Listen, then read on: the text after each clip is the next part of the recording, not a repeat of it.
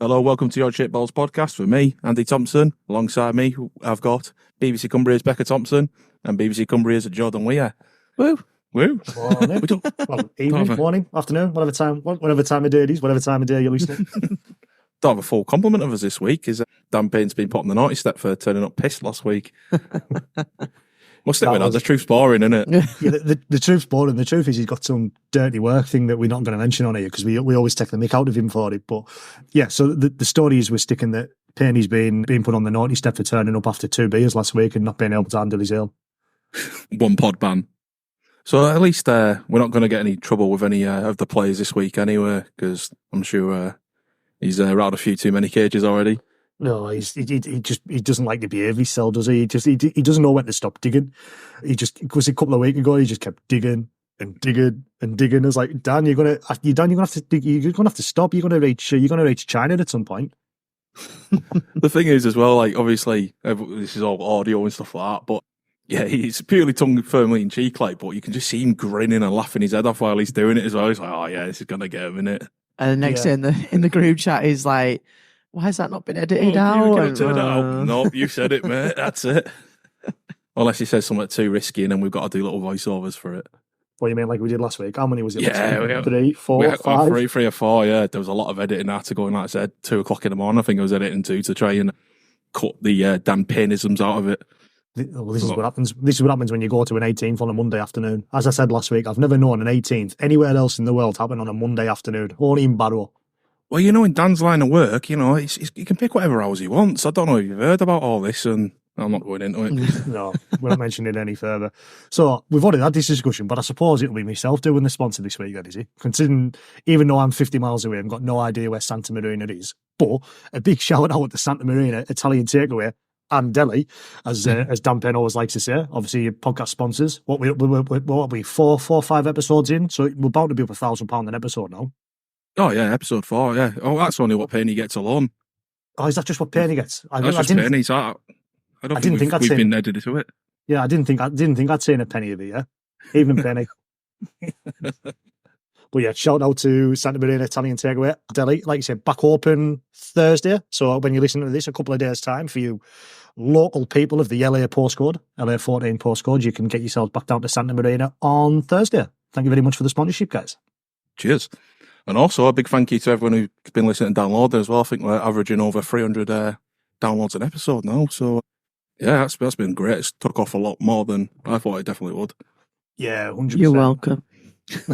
all because of me. All because of Becca. Cheers, Becca. Yeah, sound fantastic. Yeah, it's because she's our Super League commentator. Remember? It's just, yeah, well, that's what it is. You bring the big names in. Yeah, I've got the interesting news. No one cares about your League Ones. They want the Super League. Hold on, what was that? No one cares about your League One. With the news that you'll be coming out with in the next few weeks, do you really want to be saying that sort of comment? I still do Super League, so it's okay. It's nice of you to slum it with the League Oneers anyway. Oh. I'm just doing them a favour, I just do a lot of charity work, so going to help in League One, I don't mind going and doing some help. I'll be with your friend anyways. You and John are your best friends, aren't you? So he'll make a new best friend now. Yeah, you can have him now. I'm done with him. Do you know what I mean? No. He's a great lad. He's John T. And he very happily once again gave his time up earlier this week, which we'll hear in a few weeks' time when we do our Whitehaven season review. And people may think it's going to be controversial. It's going to be this. It's going to be that. It isn't. Do you know what I mean? Because we spoke for 35, 36 minutes, I think it was, and 31, 32 minutes of that was the season. Obviously, what had happened towards the end, and we touch on obviously why you left Whitehaven, but nothing too controversial in there. I think you've had a quick listen to it, Andy, and I think you'll attest to that. There isn't anything too controversial in there about obviously his last few weeks at Whitehaven, and obviously after that. So if everyone's expecting, I'll probably ruin it now. We probably won't get any listeners now. But if everyone's expecting any sort of juicy revelations, it's nothing that isn't already known. It's just obviously, it would be a bit weird if we just sort of, and then the game against Doncaster, and then the season was over. Do you know what I mean? So yeah, we had to sort of talk about it, but there's nothing sort of juicy or I'd say too controversial in there. And he felt like he had to go, and whether you agree with the decision or not, he felt he had to do it, and fair play to the man for sticking by his models. I'll be honest, I'm absolutely gutted he didn't go 2-footed on yours. I was like, oh, come on. I was like, getting to the end of it, I was like, oh, here we go. And I was like, oh, it's been too nice here. I know, boring. Nice. Come on, Jordan, get the scoops. We want to know the goss. Mic drop moment on the way out, you know. It's all you Whitehaven people. Oh, at least it's nice here in work and I could do interviews with the lights on. I think that was just Jordan trying to help his hairline. Yeah, just... Oh. No, I'm joking. You won't be saying that if I have to work with him, I'm so sorry. John, see, that's BBC Cumbria's Becca Thompson. That's Thompson with a P. I'd never seen him with the lights on before. I'm so surprised. Just normally you're doing it with head torch, isn't it, Jordan? Yeah. Yeah, so it's going to be done. And no one had 50 pence for the meter, so...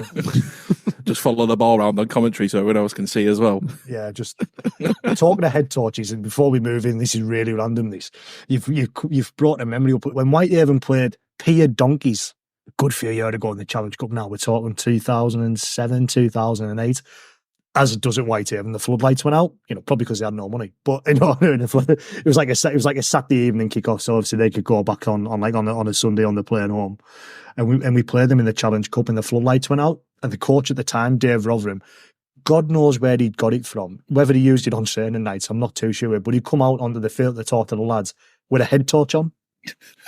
And I'm just like, you've just unlocked a memory of me like standing on the popular side thinking, what?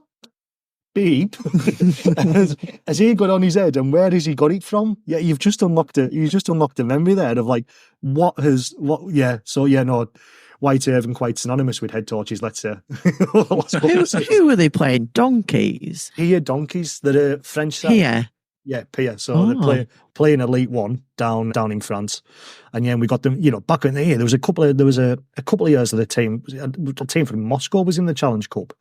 They had to come over here. So, if you drew them, they knew them coming over here and such things like that. But yeah, Lokomotiv Moscow rings a bell. It might be wrong, but I'm sure it was Lokomotiv something, which is always what they seem to be called, the Russian teams. Where even in football, there's a few locomotives and there's a few dynamos knocking about as well, isn't there? And obviously, a few years ago, Milan hosted Belgrade, Red Star Belgrade at Milan. So, so there's before, there's a couple of times, we also had Lesignon down at the Rectory as well. So yeah, there's a few times when they were sort of short on numbers or whatever it was, or they were wanting to come into the competition to try and strengthen maybe their place to come into the competition, a la Toulouse, when Toulouse first come in sort of 2008-ish, 2009-ish. So yeah, I think they were trying to maybe get themselves in potentially. Can you imagine that? Moscow away as an away day. It's bad enough getting to Hull. Never mind getting yourself to bloody Moscow. Oh, to be fair, they've made a habit of going to other places now anyway, haven't they? Of good old Russia. But yeah, we'll move on from that. Yeah, quickly. Well, that's Andy now being targeted. That's it, yeah. Even Vladimir. Mad Vlad's after me now. Hope he doesn't listen to our podcast. I think we've had a couple of downloads from Russia, but that might be a VPN thing, hopefully. That's what you hold. This is my last one. I get a blight to the back of the leg. Yeah, so obviously we covered on the first sort of part of the wife swap, but obviously the second part's happened now as well, hasn't it, Jordan, with Mozza coming the other way? I did not see that coming at all. I was shocked by that. Yeah, nothing. Was it you or Dan? I was like, wait, who's your Murray on? I was like, no comment. I can't remember which one of yours it was. It was one of yous just trying to. It might have been me, but I blame Penny because he's not here to defend himself. He's not here, so why not? But yeah, it's when I think it was with a couple of days to go, wasn't it? It was another one of them. Nothing stays quiet in West Cumbria for long. Always seems to be the Sellafield rumour mills in full swing. And obviously it happened quite quickly because, I spoke to him a couple of weeks ago for Radio Cumbria at back end, just before they were going to Midlands. And he said once we'd done the interview, he said, listen, mate, I might not get, to see you again for a while. Thanks for all your help for sort of this year. Thanks for giving us the Becca just making noise. Cheers, Becca. Sorry.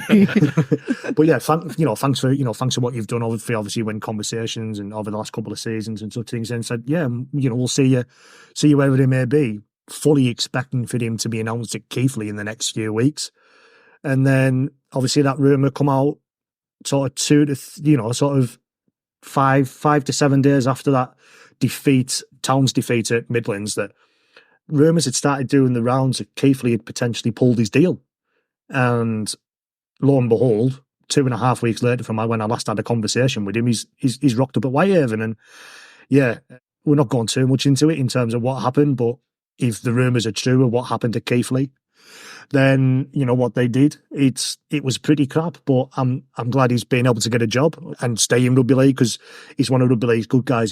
He's mother, and I've had plenty of conversations with him, obviously in his time at Workington, and before, obviously in his times at sort of North Wales, obviously at the Raiders as well, and then obviously sort of started his coaching career in the county at Milham. And so I asked him in the interview, and you'll hear about it in just a minute, that you know, you're sort of an adopted Cumbrian now. You've coached, well, you will be coaching all 3 teams, and you've played for 2 of the professional sides, as well as Milham and playing and coaching. So yeah, he sort of laughed it off, and I went, yeah, I love it up here. But you know, no, it was, like I say, it was sort of the world's worst kept secret in them last sort of 2 or 3 days, wasn't it? Yeah, and like you touched on there, he's a cracking bloke as well. Me and Dan were up at the Newcastle game, sort of doing the commentary for the work at Newcastle game, and had a crack with him afterwards, and he was a cracking lad, gave us a bit of time as well. But I just after the interview to have a bit of a chat with us, and yeah, I'm just glad to see him sort of staying in Cumbria, really. Yeah, like you say, hopefully, like you say, it'll be a success for him. But I think BBC Cumbria didn't really help when they put the interview out that I'd done with him, and he said, the man to get Whitehaven back into the Championship, and then all you hear in the interview is, no, it's rebuilding and sort of such things like that. He actually messaged me and go, mate, what's all that about? I was like, I don't control that. But, you know, he was cracking, you know, he's always been a cracking fella to speak to. And like I say, when I caught up with him, he was quite happy to, you know, to give his time, and what do you think it'll be on the next few seasons at least for Whitehaven. Anthony Murray, thank you very much for speaking to us on here on the Odd Shaped Balls podcast. You are the new head coach of Whitehaven Rugby League. Quick turnaround from when me and yourself last spoke at Workington only sort of 2.5 weeks ago. Yeah, madness, eh? Yeah, no, just delighted to have been given this opportunity to coach this great club.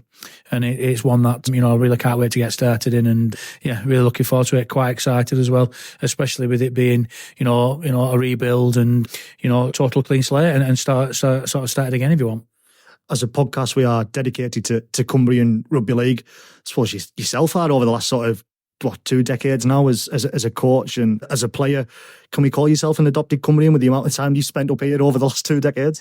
Definitely. Look, I love being up in Cumbria. I've probably spent half my life up here, you know, playing for Barrow, coaching Barrow, playing for Workington, coaching Workington, playing for Milham, coaching Milham, and then obviously given the opportunity to be at Whitehaven. So yeah, done the rounds up in Cumbria. But it's a place that I love to be at, and people are really passionate around here about the rugby.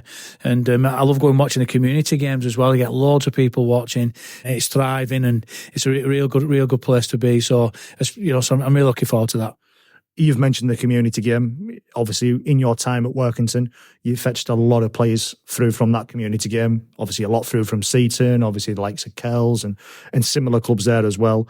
It's been talked about and much discussed about this Whitehaven side, or your previous Whitehaven sides as it would be now, that it hasn't had probably enough of a community feel about it. Now the club's going to have to go through a rebuild status. Is that something, a challenge if you're looking forward to try and get more community players playing down here at the Otis Rec? Yeah, that's going to be a challenge in itself, isn't it? In sort of, you know, changing people's minds and, you know, hopefully trying to get players through the door who want to. So yeah, you know, I want to go play for Whitehaven, and I think, you know, all my coaching career, I've sort of been involved in teams where, you know, I've heavily relied on the community game and giving people the opportunity what might not have had the opportunity for one reason or other, because that's coaching. And there's no more satisfaction than in, you know, bringing somebody at the community game, doing a lot of work with him, you know, in terms of his fitness, his gym work, and then obviously sort of skill aspect and his understanding of the game as well. And it gave me nothing but pleasure to sort of see the, you know, the community players that I have brought through my time at North Wales, my time at Workington, and I'm hoping to do the same here. In terms of obviously your backroom staff, you've been able to fetch Neil Fraser over with yourself, who've obviously spent many years at Workington, but also knows the community game really well as well. And I know you do, obviously, because you mentioned you love getting yourself to games. I've seen you up at Seaton myself when I've been up there covering games. It's to start with, obviously yourself and Neil. That is a good foundation to bring community players into this club because they've seen what you've done previously. Yeah, listen, Neil's my right-hand man at Workington, and he'll do the same here for me as well. He's a really good coach in his own right. He's got his finger on the pulse of the community game. He goes out watching a lot. He's also the coach at Seaton as well. So absolutely delighted that Neil decided to join me, and we've got a real good coaching team, and I'm looking forward to sort of adding more people to that as well. And what is the aims for 2025? I know we're obviously only early doors, but in terms of your squad, because obviously we mentioned there in terms of a community, but you need that balance. You need them experienced heads. What's Anthony Murray looking for going into when pre-season starts? Probably only 8-10 weeks time. Yeah, I'm hoping to have a decent sized squad put together. Obviously, I am going to be looking at some community players and giving them the opportunity to play. I also need to get the balance right and trying to get some experience over the line as well, and get those players up here as well, and get a balanced team, and just a team that's going to really work hard for each other. And like you say, 8 or 10 weeks away, that's going to be a challenger, because there's only 1 or 2 players at the moment on paper, so it is a total rebuild. And I'll be working around the clock to try and get a healthy squad of maybe 22, 25 maybe, and sort of see where that goes, and just look forward to pre-season starting and really working hard as a group. And obviously, we mentioned you might as well be an adopted Cumbrian. What does Cumbria obviously bring to rugby league? You've mentioned it's a hotbed. What will you expect from, or what can the people of Whitehaven expect you to give Cumbrian Rugby League, especially Whitehaven Rugby League, going into the next few seasons? Hopefully give them a team that they want to get behind, and hopefully give them a team that they can see is enjoying the rugby. Trying to fill it as much as I can with local players, and seeing the family and the friends here, watching them play, and just give a team that is just loves playing for the badge, loves playing for the jersey, and happy to be here. And happy environments is a good environment to be in. So yeah, was that the third time you interviewed Murray then? Just straight after that, I saw your little cheesy one you did, your little Sky Sport sort of wannabe one for the Haven page. That was my idea. And I didn't know how it was going to turn out. And fair play to Leigh McCauley, who's been doing a lot of stuff for us behind the socials in terms of photographs and everything at Whitehaven over the last sort of 12, 18 months. He's just like, yeah, we'll try it, despite him walking backwards, nearly falling down the steps in the Kells end. So there's a bit there, but obviously where we're walking through the Kells, and then there's sort of like a breakaway shot. And that's because, that's where he nearly fell going backwards down the steps. So you had to put like a breakaway shot in. But no, fair play to Leigh. He's been fantastic. I don't know if you guys had seen it, but when we announced Dean Gebbie last year, the promo he done for Dean was amazing. It's on YouTube. It's on I'm sure it's pinned to Whitehaven's YouTube. So go and find it. What he done and was able to do with no lights on as well. There's only a few lights on, so you do it even better. But no, he what he done, he's amazing, and he's doing all this voluntary. Do you know what I mean? Like as most people are in sort of these rugby league clubs, most of the jobs you do are voluntary. So no, he's done a cracking job, and I look forward to, if and when there is some place to announce at Whitehaven over the next few weeks. I know he's got some ideas in mind, which he's keeping quite close to his chest at the moment. So yeah, I know he's got some ideas in mind. So I'm looking forward to doing more with him. But going back to the interview with Muzzy, I think that was the third one. Was always at the end, and I think as you tell, because you got progressively shorter. We obviously done the Whitehaven one where we got 12, 13 minutes. I'd done the one for the radio. It was about 7.5, 8 minutes, and that one was 5.5, 6. Yeah, I think I'm getting to the end now whether you're bored of answering the same question 3 times, or slightly worded differently and trying to give a slightly different worded answer. Do you know what I mean? So yeah, all fair play to Muzzy. He's giving me a good hour or so of his time once the T's were dotted, the T's were crossed, and the I's were dotted. So no, it was always much appreciated. And as I said to him, I'm looking forward to working with him again over the next few seasons. There was a casualty to that interview as well. I ended up with a fan badge for the Whitehaven Facebook page, and I never felt so disgusted in my life. I felt like I've been playing away and then come home with an STD. It was this what's this? I sent it to Houston, and I was like, what have I become? Yeah, I never felt so ashamed. This is what you get when you're trying to get content for the pod. I'm just going to let you do all the horrible stuff. I have to look at it in private browser or something like that. VPN to Russia. That's it. Oh, yeah. Anyway, so moving on. Obviously, this was something we touched on. Well, Penny said tongue-in-cheek to you, and we got a bit of a saltiness from you with Curtis Tier signing, obviously, for Barrow now from Whitehaven. Weir's It's tears. obviously Where's tears? tears. Yeah, again, it was another worst kept secret, wasn't it? I think for those who probably didn't know already, Paul Crary practically announced Kingy and Curtis in that interview before the Barrow game, and Crester's got that side of it, hasn't it? He'll just drop that piece of information right there, and you're listening to it, and if you listen to it with an untrained ear, as in you're not looking out for specifics of what Crester does, sometimes it'll just go right past you. But Crester's sort of got that in his locker, that when he wants you to know something, he'll just slyly drop it in there, and he sort of done that in that interview before the Derby game, didn't he? And when sort of come out and, oh, right, okay, that's happening then, is it? Do you know what I mean? Sort of things like that. So, yeah, it was another sort of world's West kept secret. That West Cumbrian card down the Barrow's getting rather big now, isn't it? There's obviously Curtis, Bully, who's obviously been there a few seasons, Kingy, Tom Walker's coming obviously up from West Cumbria. They are literally going to need a full-on bus soon if they carry on signing players from out west of the Raiders. At least they can pay for it now they're at Barrow. Yeah, well, of course, I suppose, yeah. I mean, I suppose, yeah, they know there's going to be money there, with Steve. There doesn't seem to be any issues with Steve being able to spend his money down there at the Raiders, and he fair play to him. So if that's how he wants to spend the money he's making, fair play to him for putting it in and investing it in the Raiders. Wish we had someone similar at Whitehaven in terms of who could just you just want someone, you want a millionaire to come in and go, yeah, live off my interest. Do you know what I mean? It'd be great if you could have someone like that, but I think we'd all want it for sort of the clubs. Our clubs were supporters of, you want someone to come in and go, yeah, this is what I'm going to do. This is my plan now for the next 3 or 4 seasons. Obviously, Steve's had it at the Raiders. Town are trying to go a different way with it in terms of bringing money in terms of the marquee and obviously the fan zones and such things like that. And I feel like Whitehaven's now going to have that plan. I feel like them conversations will be happening behind the scenes. When they've been speaking to those down at the club, rebuild is a major phrase. And obviously, I think it probably come across in the sort of interview that we'd done with Anthony for Whitehaven's social media, that it was rebuild this and rebuild that. And it's got to be a rebuild at Whitehaven over the next few seasons. And obviously, we'll do a deep dive into that when we do the season review in a couple of weeks' time. But yeah, fair play to anyone who's putting money in at any rugby league club, because fine well you're putting money in, you're 99.9% sure you're not going to get it back. So yeah, if you win a £10 on a scratch card, you could probably buy White. And get change. I put enough money in at Barrow behind that bar, I'm basically paying for half their contract. Never see any of that back. What's the price of a pint at Whitehaven like at the rugby? I don't know. It's been that long since I bought one. Do you know? He said a couple of weeks ago we'd pay in his wallet, then there was moths coming out of it. Yeah, my mates will tell you mine's probably the same. I'm thinking £4-ish. I think roughly. Yeah, same there, isn't it?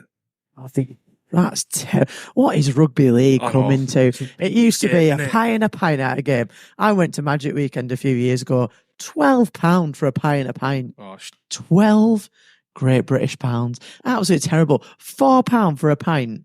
And I tell you what, it's been watered down. I'm telling you now. It's 5% pint, 95% water. It's just all crusted, no filling. Yeah, literally. Still got line cleaner in the pint. You first one off. Can I have another one, please? One that's not full of Dettol. Thank you very much. So just sort of staying in Barrow neck of the woods as well. Something you touched on last week, Becca, was the Leigh women. Whoop, whoop. I know my stuff. I called it. I said if London don't do Leigh, Leigh will do Featherstone for sure. For sure. I knew it. And they did. And to be fair, they were absolutely hammering them. And then Featherstone pulled it back a bit. A bit like Barrow when they played Barrow. It was pretty much like nearly the same score, actually. But yeah, I actually watched it on our league, and Leigh look absolutely unreal. They look so good, I think they'll compete in Super League against Barrow, like definitely. I think they'll come up and put a good game in. I think that was the 18th game in a row that they've won, because they haven't lost. They've not lost one game all season, which is, you can't literally stay in a league that you haven't lost a game in, can you? It makes absolutely no sense for the development of any game. So, yeah, Leigh it'll be brilliant. It'll be a good game for Barrow to get back. Like I say, local derby, only an hour and a half away. It's quite a good one for Barrow, but always great playing Leigh. I mean, I've played against Leigh now, I think, since I started in 2016, and it's always a good biff, always a good bit of a bit. I got my first fight at Leigh. That's my absolutely loved it. But yeah, it's a hard place to go. Their fans are absolutely brutal. If there's any fans on here that go to Keighley, and since some of the comments that Keighley fans throw out there, it's pretty much identical to that at Leigh. It's pretty terrible, to be honest. I mean, the thing shouted at me, it's a good job I don't really care, because I probably would have cried on the sidelines. But yeah, it's brilliant for Barrow, really, actually, to get Leigh back, because it's a shame, obviously, for Featherstone. And I listened to the last podcast back, and you said, what do you hate about Featherstone? It wasn't anything against them, but looking at how other teams had rebuilt in the off season, you couldn't really identify something Featherstone had done. I mean, Leigh, they're looking at trying to get old St Helens players, trying to bring players in and stuff. And, it's stuff like that. Like, they've got the local people that have played for St Helens, Fatto Heath are quite close, and they've got some great talents coming up in there as well. So they've just got a good catchment area, and they really build on that. I mean, the kicker, I'm sorry, I forgot her name, but she did some brilliant kicks. Like, she was kicking it from the sideline, and she's only just really missed it. And like in women's rugby, and I say this quite a lot, it sounds harsh, but they've not had as many years to develop as men's. So rightly so, they're not going to be as good at stuff like pinpoint kicking and stuff, but it's changing now. It's changing. Women are like, the kicking I'm seeing in games is getting a lot better, and it is really good. But yeah, Leigh, it was a good win for them at the totally wicked stadium. Brilliant stadium, must say. You're getting paid for the sponsor, aren't you? Yeah, I'm going to claim some money back over that. But yeah, it was good. And then obviously, not local, but St Helens got beat in their grand final against York. That was a bit of a surprise, and they have lost a few players as well, so you never know where they're going to go. I mean, Tara Jones played for St Helens. She's gone now. She's going to, like this, taking reffing full time. So fantastic. Brilliant. I've seen Tara a couple of times. She's been up to Kells a couple of times, like reffing, like sort of NCL games, and obviously she started to break into sort of League One over the last sort of few seasons, hasn't she? And she's a real trailblazer. She's been a trailblazer playing for England, playing for Saints. She's been England starting hooker, coming out there, and then to sort of put that to one side, which I think it still says obviously where sort of the women's game is, that she feels she wants a career. Unfortunately, she's going to have to go into refereeing rather than stick to the playing, which I think is a real shame, because obviously, she's been one of the, like you say, trailblazers of the women's game over the last few seasons as Tara. And the story's been because she's been doing it alongside her playing commitments. She's maybe been touch judging on a Friday night, and then she'll be playing, reffing at somewhere like Kells on a Saturday, and then she's playing for Saints on a Sunday, which, obviously must take its toll physically. I know obviously she's going to be fit as a player, and obviously keeping her fitness up with being in the middle there as well. But yeah, the fact that she's, she felt like she's had to make that decision to move a step away from playing, because obviously career wise, obviously it's going to be more at the moment in being in the middle than it will be playing, which is a real shame.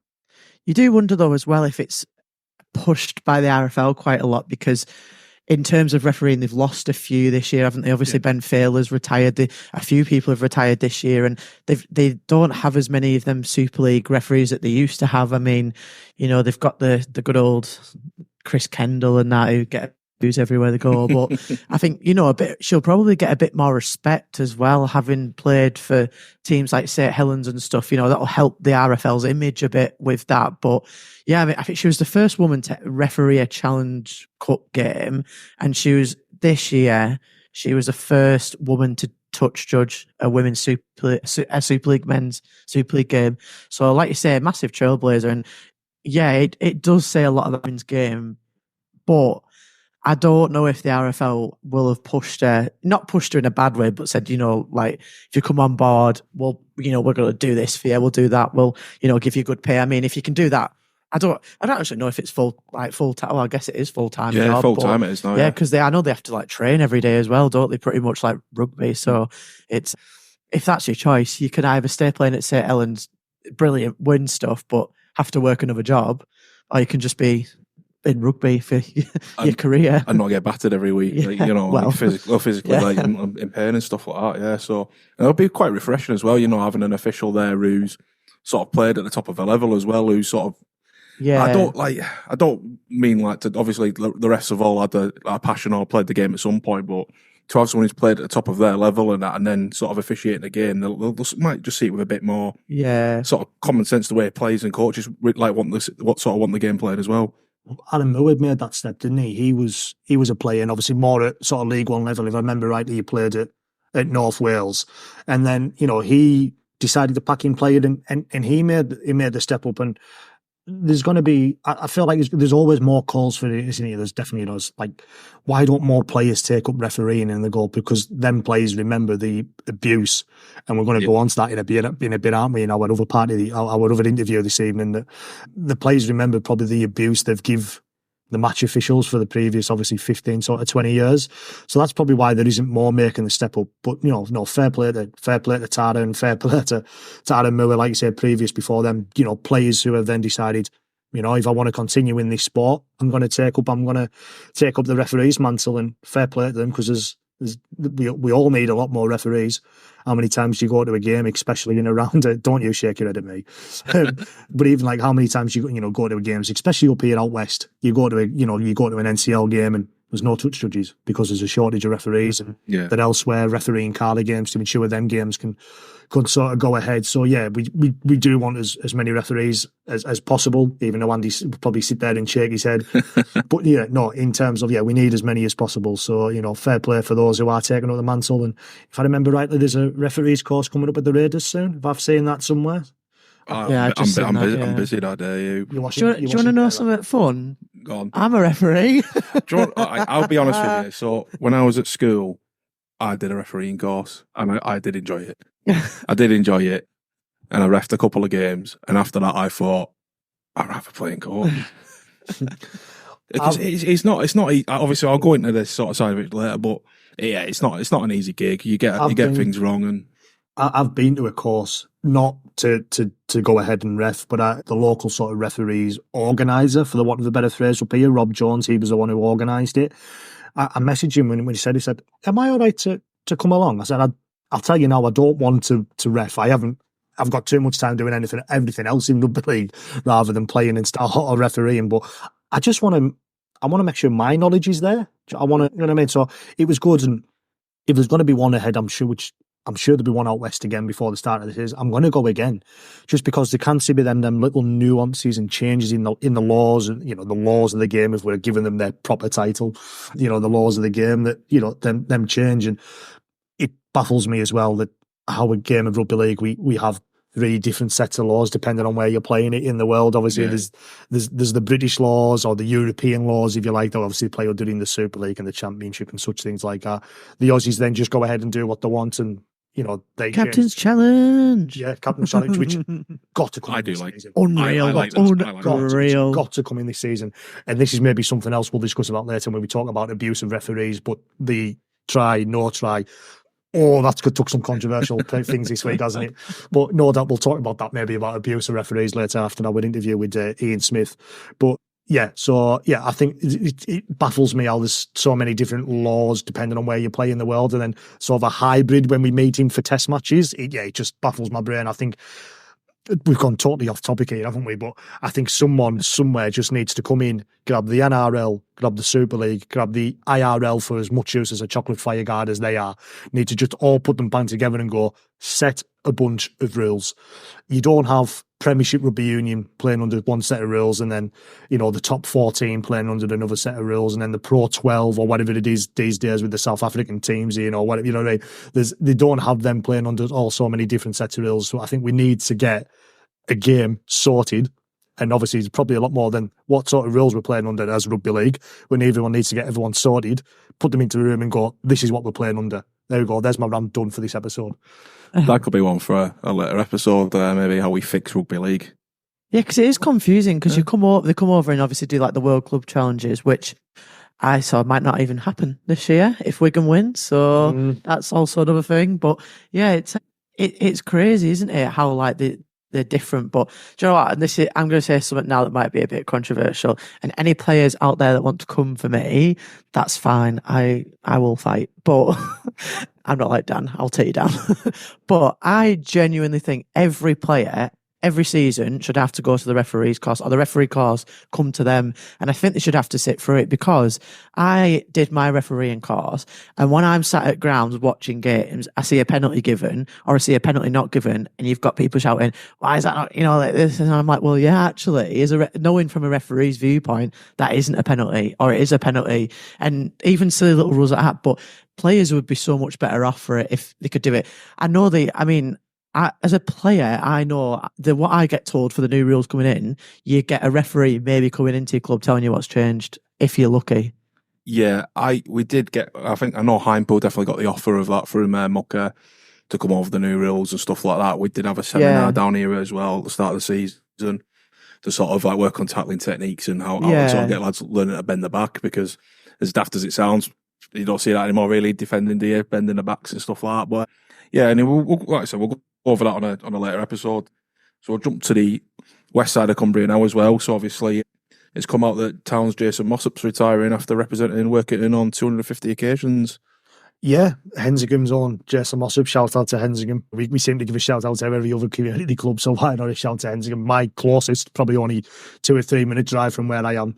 But yeah, no, come through the academy system at Hensingham, the junior system at Hensingham, and then sort of went through the academy at Castleford. I think he made his debut in 2005, sort of rings a bell, I think. That just shows how long he's been playing as Jason, maybe a little bit after that. But yeah, he obviously played the majority of his rugby at Workington. He had a spell at Whitehaven for a few seasons before going back initially to Hunslet, because I think him and his family were based in Leeds. I think his missus might have been teaching down there. But yeah, he's been able to finish his career back at the club where it sort of all started for him, really, in terms of making the appearances. And he's been a great servant, not just to rugby league, of course, but Cumbrian rugby league, in terms of, obviously the amount of times he's played for Cumbrian clubs, whether it be Workington or Whitehaven. So yeah, he's on my phone background, which is going to sound a bit weird, and I'm just going to show you, obviously. But look, there he is. That was 2019. Whoa! We don't want to be seeing them photos, John. That was 2019.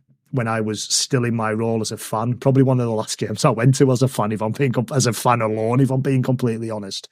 The Good Friday derby, Whitehaven defeated Workington at Workington. And yeah, it was one of them games, and like you say, I was stood at the front, giving it the big uns. I remember going giving him abuse, speaking to Gary Charlton afterwards for the game, and after about 87 renditions of Jesse Joe wears flip-flops and such things like that from the Whitehaven fans, the voice was a little bit croaky. But yeah, like you say, he's been a fantastic rendition, fantastic player for Cumbrian Rugby League as Jason. So I was spied on the table and Becca's incredibly scared of him. Oh, killed it. I'm so sorry. Oh, that's BBC Becca Thompson killing spiders. Killing spiders. It just dangles from the ceiling. So moving on to obviously what was sort of took things on a bit of sort of sour turn for that Whitehaven game against Featherstone with James Newton's injury. We've seen the good news that he's back home now as well. Yeah, fantastic. I think he was in Newcastle, for 5 or 6 days before he got the all clear to go home, and there's still plenty of work for Newts to do. And it seems to be, I think the club are planning to try and do as many events as they can to obviously help James. And with what we've got to remember, it's his sort of testimonial year, isn't it? His testimonial season. And I think he was hoping to try and get a big testimonial game, which I'm sure will still happen. But if he's not involved, and yet again, this is all ifs, buts and maybes, it'd be a real shame if we've seen him play his last game of rugby league. And I think there's a lot for Newts to probably process once it has all started to calm down. Now he's back at home, and not everyone's not there 24/7 and sort of such things like that. Do you know what I mean? So yeah, whatever happens, it's great that he's home. When I seen the news on Saturday morning that he was, he'd put on he was home, I was delighted to put that post across Whitehaven's social media that he's home. Do you know what I mean? Great. He's, like I say, it's still a long way to go in terms of a recovery, but it's great that he's home and able to continue that recovery amongst his family. So moving on to Barrow Ladies presentation evening, we've got supporters player of the year, Leigh, BBC player of the year, Vanessa Temple. She had a nice trophy, didn't she, Becca? What trophy was that one that she was holding? Because it definitely wasn't the BBC one, was it? I know, but fair play to them for getting a trophy for the picture. I was like, that's really clever, that. And then she outed me on Facebook and put just waiting for the BBC trophy. But Justice. actually, no, I actually don't care now because she was thanking Dan. And I was like, excuse me, it was me that arranged it this year. So I was like, you know what, Vanessa? I said to her, you're never getting your trophy. No, I've been messaging her. There was because you get them engraved, there'd been a problem with the engraving thing. I think I got it from like a really small shop. They must have like one machine that they engrave with. So then they kept saying like, oh, it'll come in on the day, but obviously I was away and couldn't attend. And then like now it's not even meant to be here till like next week. So I said to her, I will get you this trophy, even if it's next season. You will win it again. So I could just save your money and just hope she has another good season. Just give it to them. Yeah, to be fair, I don't think I put 2024 on it, so I'll just re-gift it next year to her. Just have the photo with it and then she can retire halfway through and she'll still get BBC Player of the Season. Tight asses.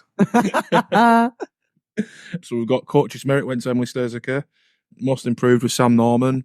The Special Recognition Award went to Michelle Larkin and Jodie Liverland, and it was for their retirement as well. But for being old. Yeah, that's your granny awards. Is that the retirement that Becca broke on our podcast? Yes, it was. It was the one that Becca brought before the Barrow Raiders Facebook page. Before Barrow announced it. Well done, Becca. Sorry. That was my first podcast as well. And you were like, right, you've already got us in trouble. I was like, I'm so sorry. I thought everyone knew. And then the next day when we released that podcast, about 2 hours later, thank you, Michelle, retiring. I was like, oh no. And then you were like, did you break it on the podcast? I was like, no, I'm sure the club have put some out. No, it turns out the club had not put something out. So sorry, Barrow. You big grass. Moving on to the top try scorer is Vanessa Temple. I'm sure she got a trophy for that one because she didn't get one from the BBC. Rising Stars, Nicole Stewart. Woman of Steel, Demi Fisher. Players, Jodie Morley. And Player of the Year is Vanessa Temple. So at least you got some trophies since you didn't bother. Yeah. Or Dan, who got all the credit for it. I know. If Dan's going to get the credit, he can buy another trophy for her. Well, this money I'm getting with my time, he can engrave it himself as well now. It comes out of our own pockets, so... Does it? Yeah, I have to pay for it. So when Dan was like, he spent £40, I was like, sorry, Vanessa, but you're... it would not be £40. He hoping my licence fee was going towards trophies getting engraved. I'm an apprentice. I only get £9 an hour. No, yeah, it's there's some good awards, actually. I was glad. I think I spoke to everyone who did the BBC games this year. I actually accept Jordan, so apologies, Jordan. I didn't ask you your opinion because you only did the Leeds game, and I thought, I wonder if he'll... To be fair, we've done that Leeds game, and was it 68-0? So yeah, 68-0, so I thought he can't really contribute. I probably didn't get the best of Verdi's that day, not compared to my experience the year before, no, so... Yeah, that's why I didn't come to you. I just went to like the people who'd watched him a bit and some of the players that had summarised, but everyone, it was, I choose top three, but Vanessa's been outstanding this year. She's an absolutely incredible player, like one of the best in Women's Super League. The fact she doesn't get the recognition, she should be playing for England.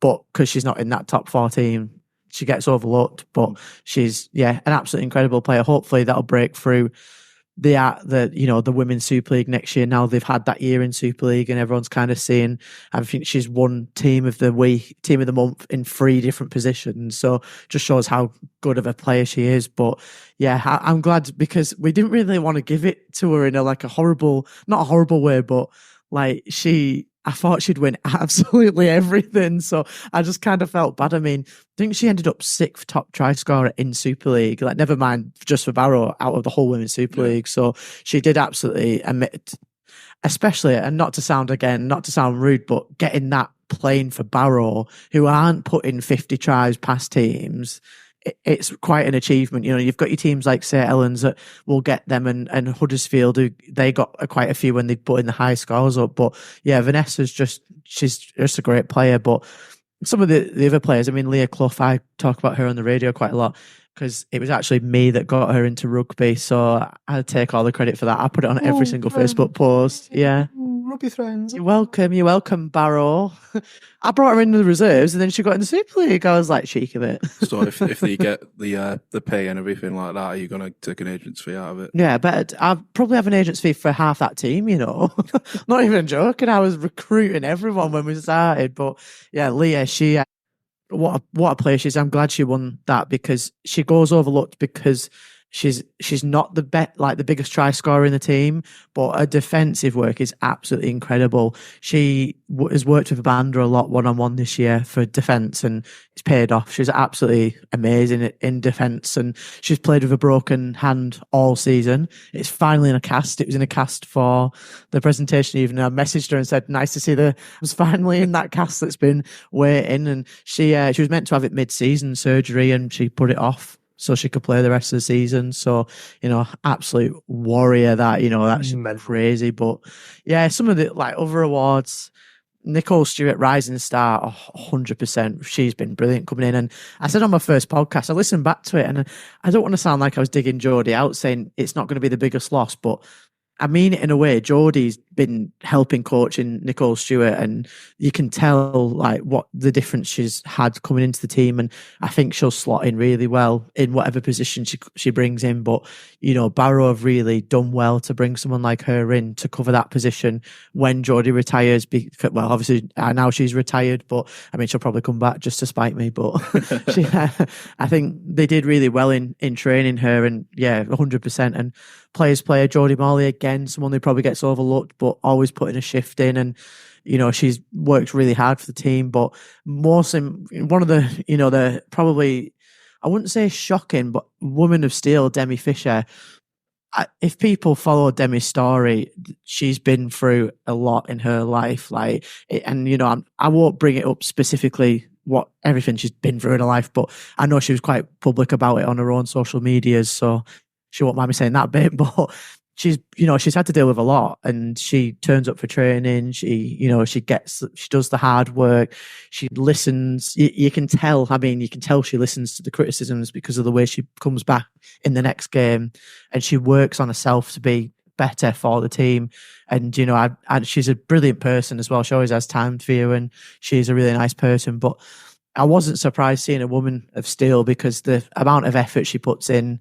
I know a few years ago she was playing championship rugby, and now to be put in this position, like a lot of the players have been, but to be put into that Super League and thrown in quite early on into the going up, it's hard. So yeah, I think, really well deserved. Someone who again flies a bit under the radar there, but she's improved a lot, and a kicking game this year has definitely improved. Oh, brilliant. Yeah, I think you and Dan both mentioned about Nicole Stewart as well, just going back to her, that you want to keep an eye on for next season, and you might probably expect to be amongst the awards possibly. She's unreal, she's actually so good. She's played for Barrow before. She played one game, I think she tore her ACL, literally in the first game. I think I remember her being there, then I remember not being there. So I think it was something like that. And then she went back to Union. Then Workington obviously started their women's team. She played for them, and the reserves played Workington, the Barrow Ladies reserves, or Barrow District, reserves. They played Workington. I think Amanda probably went down to the game. I wasn't there, but it was at Barrow before a Barrow game. So I think Amanda went there and watched, and you can just see what a talent Nicole is. And I mentioned about her fitness, and in no way do I mean that against her in any physical way. I mean is she's come from a League Two team to a Super League team. That's absolutely crazy. I know we're on about it with Whitehaven the other week, having amateur players coming in, and it is a massive jump. Not even coming from NCL. And like her, she's come all the way from League Two straight up to Super League.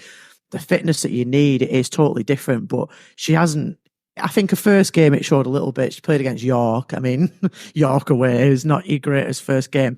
You could see, it was a rough one, and she played amazing in that. But she had, the substitutions off. But now I think she could do 80-minute games now. At this point. But it's just kind of like having to, develop that, and she's done it so quickly coming into the team and getting into training with them. But yeah, absolutely brilliant player. I think we'll see her in team of the month a lot next year as well. But I think we'll see a lot of the Barrow team in it. I think they've developed really well this year in the league, and it's just about hitting that top four in it. It's so impossible. It's so impossible without what them teams have. All them top four teams have got paid players in their squads. So you need the only way forward is to pay players, and I'll stand by that. There's absolutely no way you're going to start hitting that barrier when you've not got players in that you can pay. But I mean, Yeah, I probably contradict myself a little bit as well, because it doesn't matter. Sometimes you do have them outstanding players like Vanessa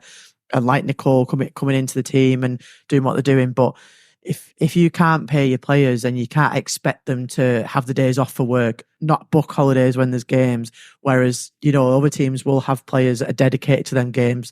They come out and they know they've got to be available for every single game unless they're injured. Whereas like Barrow's last game of the season against St. Helens, they had a few on holiday and stuff because they're not getting paid. They can turn up if they can or can't. So yeah, I think the only way forward is that. However, Barrow struggle because of the catchment area as well. Yeah. So I think you could probably pay people to come. That's why I say it. You'd have to pay people to come here. I mean, yeah, to come to Barrow, you probably have to pay anyone. The cul-de-sac of Cumbria, isn't it? It's one of those. You've got to pay. You're going to have to pay players to get here, and it's. Do Barrow need them players? They've got them coming up. They've got the talent coming up, but experience is what you want. If you need some players coming down that have experienced Super League for years, like say Vanessa's at Wigan, so she's got that, and Emily Sturzek went to Wigan for a bit, but it'd be good to be able to kind of get some of them older players down just to, kind of boost the pack a little bit. And, I think Barrow pride themselves on having pretty much, there's one person who's not Cumbrian in the whole team, and she pretty much is Cumbrian at this point, but there's one person who's, I'm going to drop it, she's from Widnes, but that's it. And, they pride themselves on having that, which is great, but you just I don't know that these players that are getting paid, they spend the time at the gym, they don't maybe have them full-time jobs they need to rely on. Whereas you've got these girls like Leigh Clough, she works for Orsted. One day she'll be on a rig somewhere, and then next day she'll be playing rugby in Barrow. So it's like, you've got all them different things, and it just, I think that's the only way to develop it. I think you see that in the men's game as well. Yeah, so a lot to look forward to for next season then. Yeah, I'll be the token Super League women's side again. There's my opinions. If any of you disagree with it, come find me. You've got the hit of the damn pains about you this week now, aren't you? With all this calling everyone out on the radio, want to fight everyone. I was actually saying I haven't been nasty about any of them, but I'm sure some of them will find something to pick at. Well, to be honest, obviously them that have won awards, but you've just got to say the whole team this year have been absolutely brilliant to get where they've finished. Fifth in the league. It's absolutely awesome. So, well done to them all, and it's been great working alongside some of them on the radio and seeing the developments of a lot of the players as well and how they've come through. And there's been a lot of players that have been injured this year as well, so it'd be good to see them coming into the team. I played with them in the reserves team, and a lot of them, I mean, you got Leigh Clough coming through that went in from the reserves and come in. Laura Mellon, she went up and she's been brilliant when she's come on for the Raiders. So yeah, it's good to see the development. I like that Amanda keeps it local, but you just got to look at the leagues and think what can teams do? And like I say, you've got to compare it to the men's game at some point. And you look at the men's game like London, going up straight back down. Leigh went up, pumped loads of money in, and basically created a Super League team. And that's the only reason they stayed up and now continue to do so well in the league, because they pumped all that money in, which normally you wouldn't have going up into that league. But that's obviously what they've managed to do with their funding. But that's it. I mean, yeah, you want the local talent, but for some reason it's the money that talks, isn't it? No, yeah, too right. And obviously the big names bring the crowds in as well, don't they? Yeah, for sure. Yeah, like Becca Thompson. Here you go, getting massive name drop. The big reason for our spiking downloads and everything like that. So amateur roundup, Brow and the new Cumberland Cup winners after beating Maryport 28 points to 12. It's grand finals day down at Craven Park as well for the juniors. Hyndpool Tigers under 12s have done the treble after beating Barrow Island 22-0. Dalton under 14 to champions as well after beating Barrow Island 10 points to 6. So obviously later on during last week you caught up with Ian Smith and he had quite a bit to say after he's releasing a new book as well, isn't he? My Final Whistle. Yeah, and he was great. He was actually, we were approached, weren't we? And we were quite shocked. We were quite shocked 2 episodes in that someone had approached us. But hopefully it shows where we're going. Fingers crossed. You never know. But no, it was great. I've met Ian once or twice before, and in his work with State of Mind, which obviously we discuss a bit later on in the interview. But yeah, he's released a book, and it was great to get that point of view. And haven't read all of it yet. Obviously, I've had a quick scan through to try and get, maybe some juicy bits. And obviously, there was some sort of controversy of why he left the RFL towards the end, and sort of wanting to get his sort of side on that. But I haven't had a chance just to sit down and have a good read of it yet. But from what we discussed and what we talked about, there's some cracking stories in there. There's obviously one with that Cumbrian connection, which will come on once, later on, which is quite a funny story. But he's a cracking bloke, is he? And he's 350 games as a man in the middle,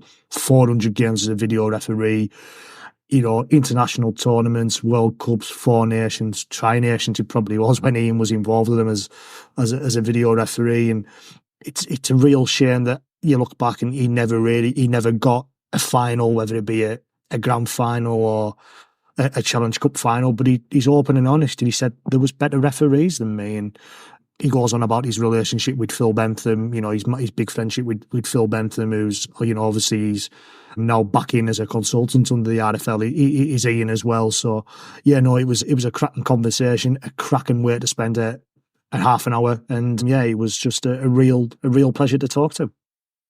Ian Smith, thank you very much for joining us. You are our very first sort of special guest on the Odd Shaped Balls podcast. So thank you very much for joining us. We're going to discuss your new book, which you've recently written. We're going to discuss about your career as a referee, as a Super League referee, and also your work with sort of State of Mind, which is a fantastic rugby league charity, obviously set up after tragic circumstances a number of years ago now. But many people look at it and think, I couldn't do that job. Why do they do that job? And why did you become a rugby league referee, first of all? What made you take up the mantle? I played for a team called Salem Hornets, played in the North West Counties and the Pennine League back in the, 90s. And I weren't a particularly good rugby league player. I wasn't fast enough, I wasn't strong enough, I wasn't hard enough. But I loved the game. I was brought up on rugby league with my dad. My dad used to take me up to Watershed to watch Oldham as a nipper. And I just, I'm born into rugby league. But I kept getting injuries. And at the time, statutory sick pay wasn't great money. And I just thought, I was getting a bit of hassle money-wise. And I just thought, something, I'm going to have to take a different career path. And I had quite a nasty rib injury. And while I was off with that rib injury, I thought, I always wanted to be a referee. Well, I'll rephrase that. I always knew the rules. When the game was going ahead at the amateur level, I was always the one where some of my teammates had turned and said, has he got that right? And it was one of them where I'm a rugby league aficionado, so I wanted to know the rules. And then because of this rib injury, that early 96, I just thought, I'm going to go to my local referee society and just take their exam. And wow, it just went bang, bang, bang. Within 21 months of that decision, I was a Grade 1 refereeing in what is now Championship and League One, So it was just like, cool. Where did that come from? So from a little acorn, if you like, it just exploded. And I just felt from doing my very first game, under 14s, and then an open age game, it just became, wow, I love this. I never got a buzz out of playing like I did out of being a referee. And it just manifested itself from there, to be honest, Jordan. You mentioned it was it's sort of skyrocketed, didn't you? Like you say, you mentioned there, from refereeing your first game to then being in charge of professional games, it was less than 2 years. I mean, while the progression is there these days for obviously match officials, or if they're starting up here in Cumbria or down where, obviously down in Oldham, the progression is there, but it probably wouldn't happen that quick. But that progression is there. Was it just the whirlwind? Were you able to cope with how quickly that progressed? Obviously, were you expecting to progress that quickly or go down that route? I don't think anybody expects to progress as quickly as that. I just think there seems to be an opening. Obviously, nowadays, a lot of the match officials come in very young. So they've got a long path. They've got a long time and a long, career ahead of them. Where I didn't start refereeing until I was 30. So it was almost, I need to do this now. And the one thing about playing, as you know, the difference between playing and being a match official, as a team, you're reliant on other people putting as hard work as you are. And even though I trained really hard as an amateur player, some of the others around me, even though they were better players, didn't put the effort in that I felt, I did.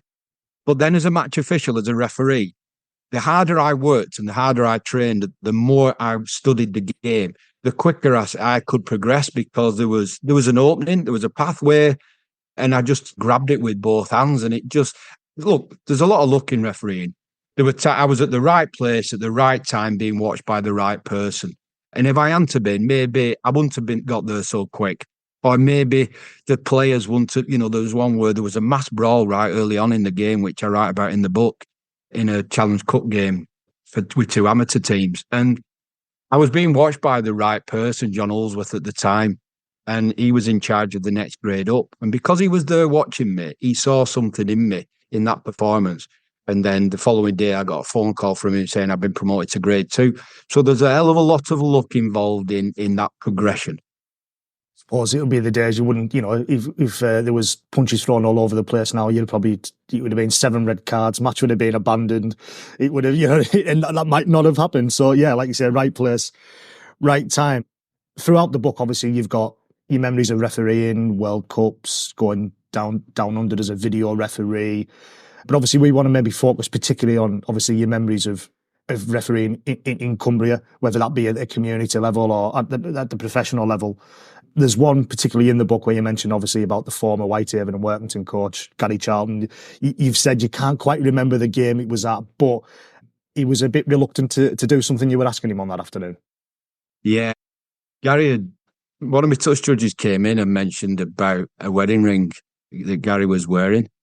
And as you know, players aren't allowed to wear any jewellery. And he said that it had been taped up, and he played with it many times with it taped up, which I took that as a pinch of salt, and I decided that at no way could he play with a wedding ring on. So I had him cutting it off, and he wasn't particularly happy about it, to be fair, but I've been in Gary's company many, many times. What a great bloke. For me, he's an icon of the Workington, Whitehaven area, and he's just a really genuinely good bloke. And I never really asked him about it after, so I don't know if he bore a grudge. But it was in the League Express the following day, wedding tackle. And basically, I'd asked him to cut his ring off. That was the only thing I asked him to cut off, to be fair. But, look, players can't play in jewellery. I was upholding the law, and some people can say it might be pedantic.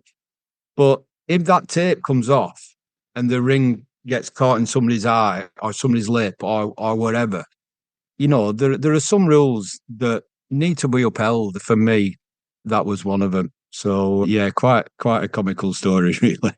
Yeah, I can imagine the sort of the way he would have been. He's not making me do this, and yeah, he had that sort of reputation as a player, and obviously as a coach, I've seen him in action many a time. There was one particular game I remember when he was a coach at Whitehaven. I was lucky enough to be sat alongside him in sort of a box where he took his position, and there was a couple of decisions on the day that didn't sort of go his way. It was back in 2019, and I've actually just been speaking to Anthony Murray about this because he was the North Wales coach at the time, and he lost Jesse Joe Parker to a sort of head assessment, but it was like towards the end of the game when he'd used all his interchanges, so he was down to 12 players. You tell him this and tell him that and tell him what. It was one of them. I'm just sitting there, sort of all sheepish. So, yeah, he's a great bloke, he's Charlo, but it's not one you want to get on the wrong side of, is he? No, he's not. And to be fair, when I finished refereeing in 2010, I coached the champion. I coached the Super League refs as well, but my main group was the Championship and League One referees. And Charlo he'd phone me up probably every Monday or Tuesday, when he'd get the review of the game, and he'd be saying, "Your refs are killing me. They're killing me. Look at this, look at that," And I said, well, yeah, maybe, yeah, I think they might have got that wrong. Because what you find is coaches never send you a clip of something that the referee's done right. So as soon as you saw a video, an incident, a time of something, it was going to be the referee made a mistake. The problem we have as match officials, I'll rephrase that, it becomes a double standards. And I'm not talking about Gary, I'm talking about the broad spectrum of players are allowed to knock on. They're allowed to miss tackles. They're allowed to throw a pass. They're allowed to drop the ball with the line at mercy because players make mistakes. But as soon as the referee makes a mistake, we're held at a different standard. Well, it's your job to not miss that forward pass. Well, it's your job to catch the ball and pass it. But sometimes you don't because of fatigue, because of players coming in your line of sight, because of a tackle. And sometimes, Jordan, referees make honest, genuine mistakes, just born out of either being slightly in the wrong position. Or how many times have you seen it from the stands where you watch the game where a player will steal the ball and then put his hands up as if he's dead innocent and no, it weren't me, Gov. And sometimes the referee has to make gut reaction, a judgment based on what they see. And ultimately, on the video, when it's slowed down in pause and it's seen 3 or 4 times, the referee's made a mistake. But we don't referee in pause. We don't referee from the comfort of our own homes with the remote control. Match officiating at speed is incredibly difficult. And I just think sometimes, Jordan, people need to understand that and just give us a fair crack. I know the vast majority of people do, and I'm not decreeing people who are passionate. I'm incredibly passionate about rugby league. I love my rugby league, but there's a fine line between passion and abuse, and sometimes people just fall on that wrong side, unfortunately, and that's why we can't recruit, especially up in Cumbria. You've had some outstanding referees up there. Gareth Ewer, Alan Bates, and Steve Nicholson, and I can go through loads of them. Pete Gilmore, brilliant match officials up there. You're an incredibly hearty, strong breed to all the travelling that you do, But it's hard to recruit referees up in Cumbria because of the travel, because of the negativity, and because of the abuse aimed at the uniform. Which is, obviously something that's, the game is trying to speak out against. And obviously I know recently State of Mind, correct me if I'm wrong, State of Mind done the video with some of the match officials where initially it was the light-hearted banter and, Chris Kendall's got his hair looks like this, or Liam Rush's hair looks like this, or whatever it may be. But then it really dug down into some of the personal abuse. And there's a reason sometimes, especially, like you say, at that lower community level, why the game, not just up here in Cumbria, but as a whole, really struggles to keep hold of its match officials. And it's because of the abuse not only they're getting, say, from the sidelines, but social media, especially, post games. Yeah, so social media, I love it and I hate it with the same amount of passion, if I'm being honest. I think for Gordon, for promoting stuff and having good, honest debates, it's wonderful. But people can hide behind anonymity and then become vitriol and abusive and toxic. And what's it gaining? All right, they might have their own bad time at home or at work. So do you know what I'm going to do? I'm going to go and watch a game of rugby league on the weekend, and I'm going to vent all my anger, and I'm going to absolutely abuse a match official because it makes me feel better. Where does that come in somebody's psyche that they feel that that's right? If you can't say that to the face, then don't start hiding behind anonymity on a keyboard and tell everybody what an absolute so-and-so the match official is, because it's just not right. And this is the downside. I've done a lot of podcasts and I do a lot of the type of stuff lately. Obviously, one, to promote my book, but two, just to speak out about match officialdom and the abuse. And I get tired of talking about the negativity. I get tired of not being able to promote what a wonderful life it is being a match official. The opportunities out there are incredible. Travel, being on the pitch with some greats at any level, it's just a fantastic job. And you want to promote it and just say, look, forget all that peripheral stuff. Enjoy it. Unfortunately, the peripheral stuff, the abuse and negativity, does cloud and it does put people off, because I don't want to sit in a dressing room and have to walk onto a pitch at any level knowing that people are going to shout and hurl abuse at you. Why would anybody want to put themselves in that arena?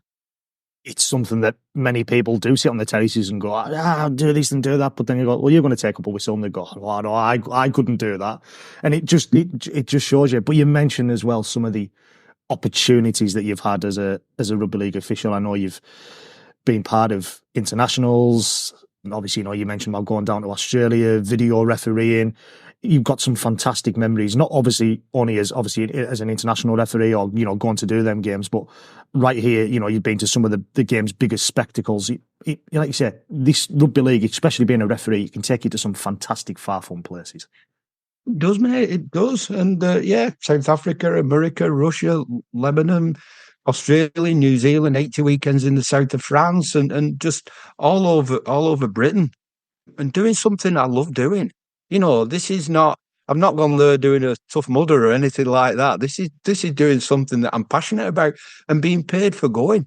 So I'm pinching myself now and getting goosebumps thinking of all those incredible memories, and that's why I wanted to put it down in writing, to be perfectly honest, because I've got 2 grandsons. I've got 5-year-old and 3-year-old grandsons who live at Cleveland, so it's just down the coast from you guys.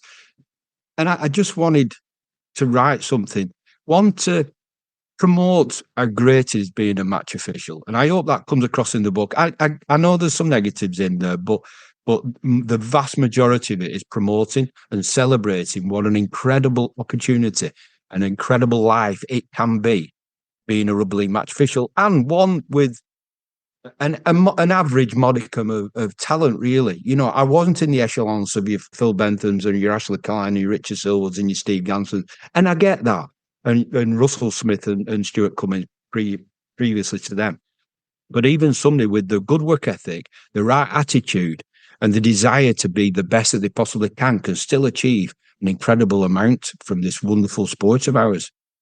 Especially that, and to sort of go back to a negative, so I'll apologise, but when you sort of left the game in, was it 2016, late 2015, early 2016, you talk about how, you know, you were full of jealousy, and, you know, you felt your time didn't come right to an end, and you sort of dwelled on that for the sort of around about a year or so before you reached out to the fantastic charity State of Mind, and you do fantastic work with them now, and, you know, alongside Jimmy and Phil Vivers and Danny Sculthorpe and all them other legends. And what made you reach out? Why did you feel the need to reach out? Because obviously it's a really important topic. It's obviously men talking. Obviously the biggest killer of men in this country under 45, definitely, at least, maybe sometimes, I know the age can sometimes be higher than that as well, is suicide. And you talk about it in your book as well, obviously, about the setup of State of Mind, and obviously come up after Terry Newton, and obviously the day that you found out, obviously, about Chris Lever-Barrow as well,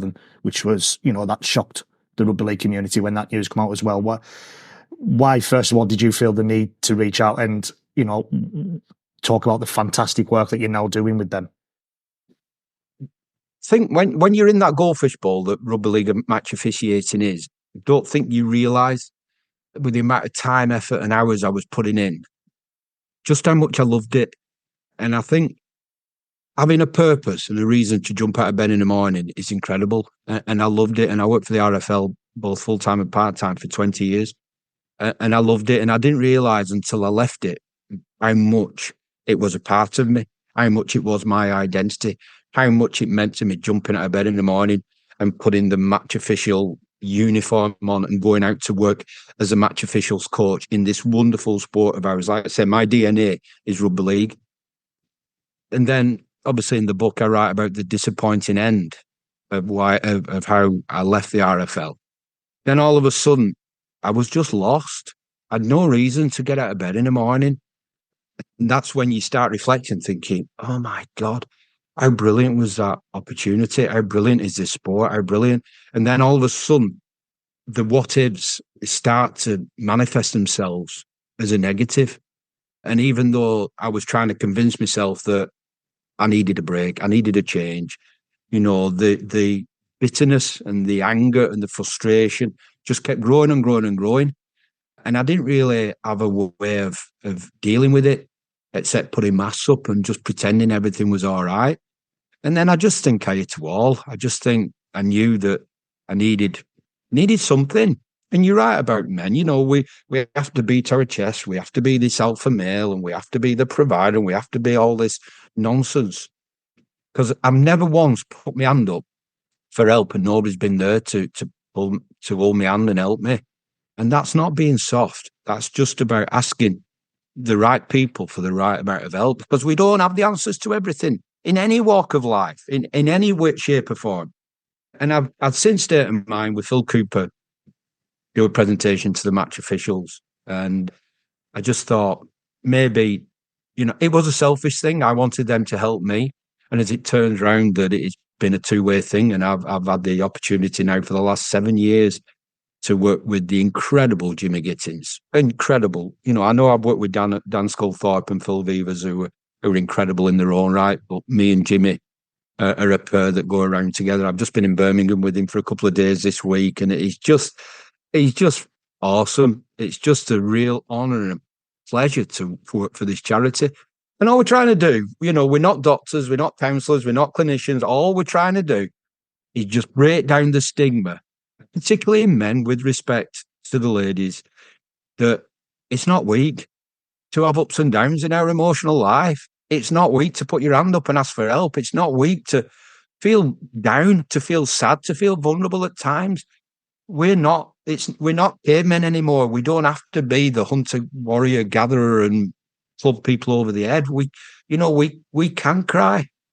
And there's nothing weak about that. So all it is just breaking down this stigma and taboo around poor mental health, and celebrate when it's great.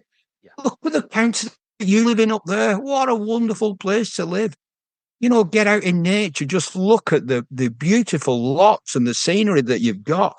That is an incredible place to be in its own right. And sometimes just going for a walk in the beautiful countryside that you've got up there, it can be enough. You know, it doesn't have to be ridiculously massive things that change your mental health. It can be those subtle little changes. And that's all I do. I just go out and just promote the importance of celebrating as well as looking after your own mental health, if that makes sense. It certainly does. And like I say, it was set up in obviously in tragic circumstances following the tragic passing of Terry Newton, which we 15 years ago now, is it? Since just 4 ago, yeah. Incredible. I refereed Terry that year when he was at Wakefield, very early on in the season, and I was always one of them. I always mithered him. You know, when you know your players and you know what their traits are. And I kept saying, Terry, Ted, and he turned around and he said, Ian, all I can hear is you calling me name. I said, I know, Terry. I said, I'm trying to stop you from doing something so I don't want to have to penalise you. I know, he said, but I'm sick of you calling me my name. I said, do you want me to just leave it and just penalise you if you do it wrong? No, carry on.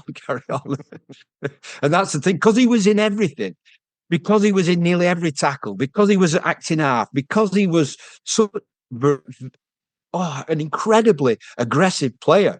He was always going to be one that you not singled out, but you spoke to on many occasions, because just the amount of time he was involved in the game, both on attack and defence. And he was a brilliant player and just a mercurial talent, aggressive. And what an absolute tragic loss it is. But hopefully, if he is up there looking down, his legacy through this charity, this great charity, has saved, if not saved, but certainly influenced many, many, many lives. So, you know, God bless you, Terry, and thank you for the opportunity that you've given us through this charity. If the charity has changed one person's way of thinking, or one person's, or even saved one person's life, and it's done its job.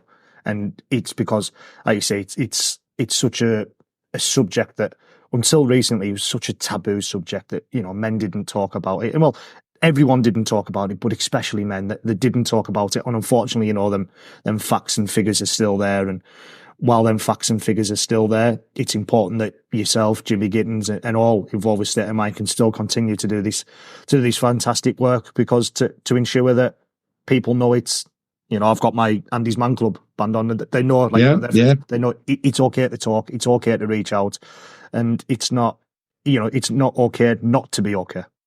Yeah. Look, life is a roller coaster. You know, things happen in life that you don't see, and they come and they emotionally beat you up, and we're allowed to be emotionally beat up. You know, it doesn't define us. It's just a case of, right, you know something, I'm going to get back on this horse and I'm going to get back in the game, or whatever the analogies are. And with the right support, with the right help, like I said, there's not only State of Mind and the Man Club, there's loads of incredible people doing incredible work out there with incredible people. And I think sometimes we don't give ourselves enough credit, where it's a case of, I've done some amazing things. This blip is not going to define me. And the one thing that 1 year, from January 16 to January 17, that 1 year is not going to define me. It doesn't define the book. It doesn't define my career. It doesn't define my life. But it's a part of my life that has led me to where I am now. So I don't regret that year because of what it gave me and knowing the people around me, the support that I got. I didn't realise just how invaluable that those people were in my life. Here. Sort of wrapping up now, Ian, but I want to get you sort of like a few quick fire questions, obviously about your time within rugby league, and obviously, over the last few years as well. That best friend in rugby league. Best friend in rugby league at match officialdom, Phil Bentham. Jimmy Gittins now, without a shadow of a doubt, but in rugby league as a match official, Phil Bentham. I'm so glad that he took over head of match officials, and I've gone back as a consultant now, and I wouldn't have done that if it wasn't for Phil. He's got honesty, he's got integrity. He was a brilliant referee, an outstanding referee. When I went to Australia with him in 2015, he was head and shoulders better than any referee in the world at that point. So Phil Bentham, without a doubt. Best memory in rugby league, whether that be as a referee or as part of State of Mind, you work with them. Your best memory. What's been the best thing for you? Best memory as a match official. Wow, what a great question. I don't know, to be honest. Best memory. To be honest, the book is about the final whistle. So that is the biggest memory. Sending off Leigh Radford for punching Ryan Bailey. I won't say it's the best memory. It's the most vivid memory I have because of how it ended my career and one thing and another. But I think I've been fortunate to travel the world and referee 271 Super League games. I'll tell you one of my best memories. When I penalised Alan Langer for giving a forward pass at Wilderspool, and he looked at me. Alan Langer puts his hand on his hips, looked at me, and just shook his head. Never said anything. And I just thought, oh my word, the great Alan Langer disagrees with me, and I'm signaling this forward pass, and I'm so over exaggerating it because I thought I've got to tell everybody that I was right because the great Alan Langer, and I realized, hang on a minute. I've got as much right to be on this pitch as Alan Langer. He's a great player, but I'm a better referee than him. But just the way he looked at me, incredible. Alan Langer, can you imagine officiating Alan Langer? It's a pinch me moment. It's a wow. It's a goosebump. I've got goosebumps now thinking about it. He's a legend. Fantastic. And we've got a sort of a segment on the pod as well that we call Heroes and Shithouses. Now, we normally do a Heroes and Shithouses of the week, and you don't have to answer one if you don't want to, but I'll ask you the first one. First of all, who's your hero within rugby league, or maybe outside of rugby league, but who was your hero that maybe even within the game of that helped you drive to where you got to? Oh, obviously my dad, because he was the one that took me to games. I miss him big time. My hero for the last 7 years is Jimmy Gittins, without a shadow of a doubt. Somebody comes into your life that makes an incredible difference. The heroes on the pitch, I think the Oldham connection for me, Barry McDermott, Kevin Sinfield, Paul Sculthorpe, just absolutely jump out at you. Just great. So I lived next door to Barry for a while, and what an absolute gentleman. Incredibly difficult to referee. But not difficult to referee, just because you knew that every time he shot off that line, he wanted to smash people. So as far as rugby league heroes go, they're absolute up there with your Scullys and your Kevin Sinfields. And obviously your Rob Barrow. Somebody asked me about Rob the other day. I refereed Leeds 84 times through my career during the noughties, and Rob will have played probably 90% of them. So I was in the privileged position of seeing what a great player he was. The one thing that really stood out for me was, no matter what the result was, no matter whether Leeds won, lost or drew, he would always run and make a beeline for me after the game, after the final whistle, to shake my hand and thank me. And that is a mark of an absolute hero and a legend, and somebody that's touched more lives than any of us could ever dream about doing, and very, very sadly missed. very sadly missed. I'm not going to ask you about a shit house then. I'm going to end on that.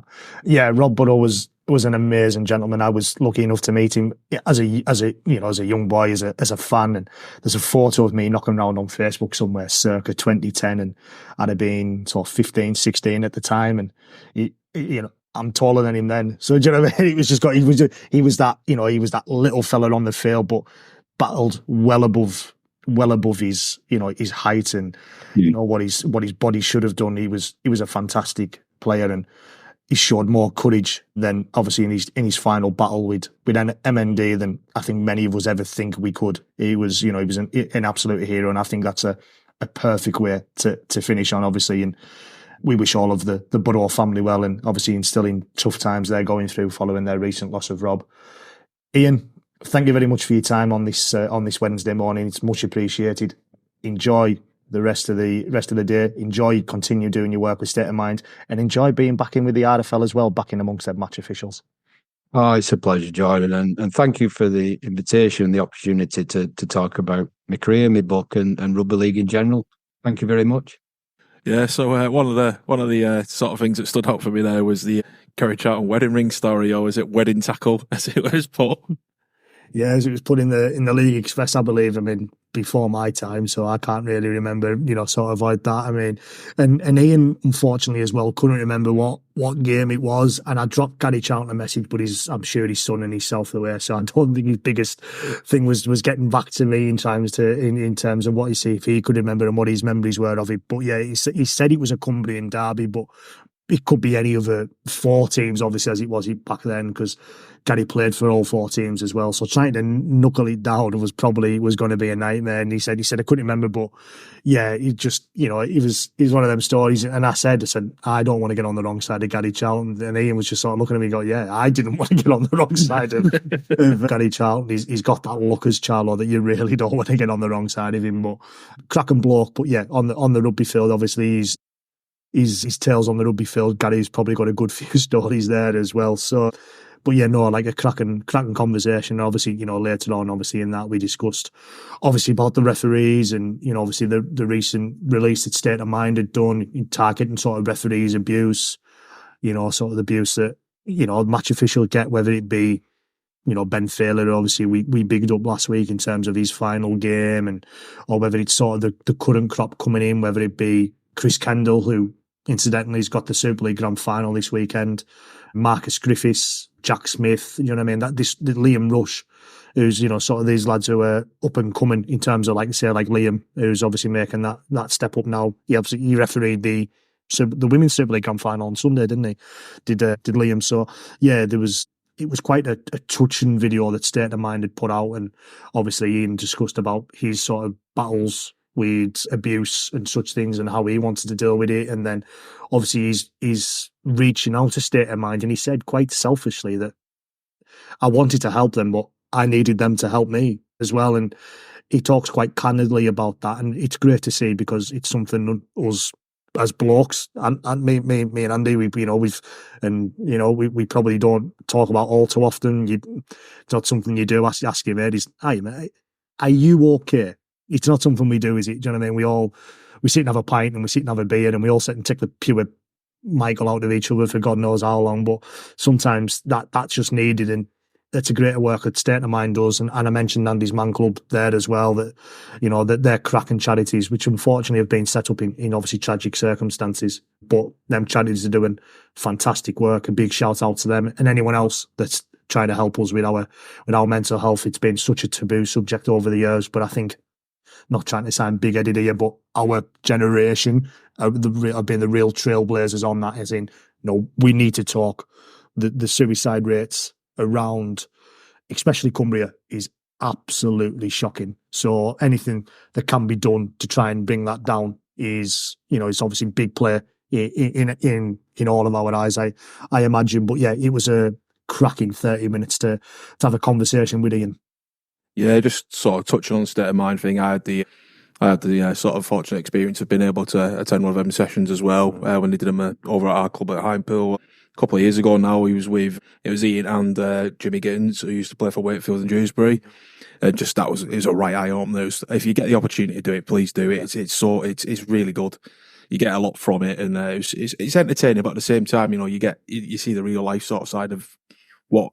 Obviously, Jimmy had that bad injury, didn't he? And then, like Ian touched on the abuse he got. I think he something happened in a big game, and I think it got too much for him after that. And like you sort of seeing that side of it, you're thinking, yeah, Christ, there are people behind these uniforms, and 100%, 100%. And I think something would. Sorry, go on, mate. No, I was going to say I haven't had Jimmy's story. I haven't been lucky enough to hear Jimmy's story yet, but I've been there with Ian and Phil Fevers. I've been with Phil and Danny Sculthorpe, and just what Danny Sculthorpe's been through over the last sort of 10, 15 years is immense. And I've followed Danny on Twitter, and as we do these days as professionals, I've put that in massive brackets. I'm sure I'm connected with him on LinkedIn as well, and to see some of the stories that he's put on, and obviously his battles over the last few years, and he speaks openly and candidly every time. Does Danny? He's got my admiration, as I'm sure pretty much anyone else that's been in his presence during them State of Mind talks. It really is eye-opening. And it was one of them talks with Phil Vevers where he talks about the suicide rates, and I think the sort of Copeland as it was, and it sort of was broken up. I think he went West Cumbria as a whole, but sort of Copeland and Allerdale as it was then. Was it the second highest in rugby league playing towns across the country for suicides? Which is, it's scary. It really is scary, and that's why we say, I mean, it's okay to talk. Do you know what I mean? It's on my band I've got on my wrist. It's okay to talk. It's okay not to be okay. You are not the only one. So we're not trying to change the wheel here. We're not trying to give professional advice and, as thing, but reach out. Do you know what I mean? If you do need help, reach out. Yeah, definitely. So obviously, like I said, one of the things that he also touched on was the abuse referees get.